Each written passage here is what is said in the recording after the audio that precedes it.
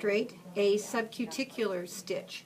When your wound is fairly deep or when it's widely gaping open and you believe that a simple interrupted on the top of it will not be sufficient to hold it together without undue stress on the tissues, you may want to put a subcuticular stitch in to bring that lower dermis together so that then there's less stress and tension on the upper part of the wound. For doing the subcuticular, we would typically use a chromic or a vicryl or a vicryl repeat. In that nature, that's what I have here, and as you can see, it's a very light tan in color.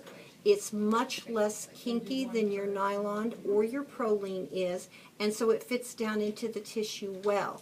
However, as you can see, it's almost invisible when you're working on the tissues. For the sake of this demonstration, I am going to use it with a 4-0 nylon, which will show a little bit better as far as the procedure to put it in. You would go down into your wound. We have it open. You still want to hit the dermis on both sides, but in this case, you're putting your needle driver at a perpendicular angle to the wound, going into the dermis layer, making a nice wide gape, and coming back out on that same side. You then take your forceps, you pull it through here, leaving a tag slightly longer than what you do for the simple interrupted because you do want to be able to adjust it, move it around a little bit, and we will return to getting it a little bit narrower because inside the body we want to have very little stitch edge or stitch material left over. You then position on the needle driver this way, and where you want to enter on the other side is at the same depth, only you're going to enter where you came out, and you will circle it around at the half moon, coming out at the other end where you first entered. So we go in, half moon circle, come out to where they're even, then you take your forceps, you pull the needle through, and at this point is where you want to hold on to the tail of your original one, because as you're pulling these through, it's very easy to end up pulling it all the way through and then you have to start over.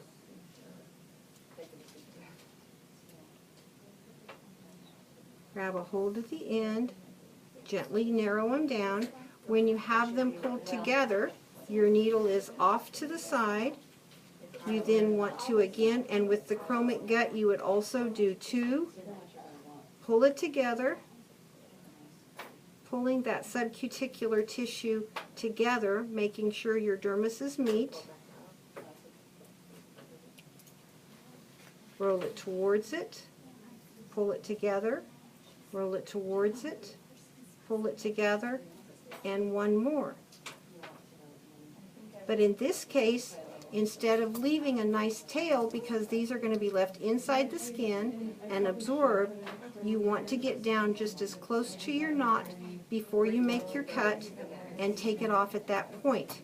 Then you have nice approximation of your tissue.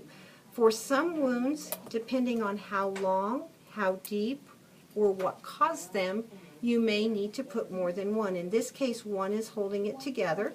You could put one at each end to bring it together, or sometimes you have to put a total of 3 or 4 depending on the length of your wound. After that, you would take your needle, get it lined back up, still again at a 90-degree angle to your needle driver, click down, and your wound is then together. Your edges now do not have tension, and we would go back to the 90-degree, start in the middle of the wound, come up on the other side, and you could progress again, once again, with your simple interrupted tissue and stitch repair. Reach over, we did 2, bring it together, crossing over, do 1, bring it over, do 1,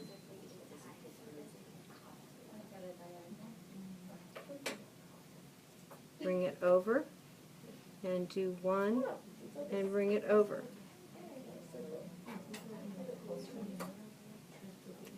And then bring your ends up and snip them. And as you can see on this one, as we talked about, this one ended up being very close to the wound. So in this case, after we're finished, you can just take a hold of one of the edges and give it just a little tug, massage the area just a little bit, and actually have it so that the knot is to the side of the wound rather than directly on the incision mark.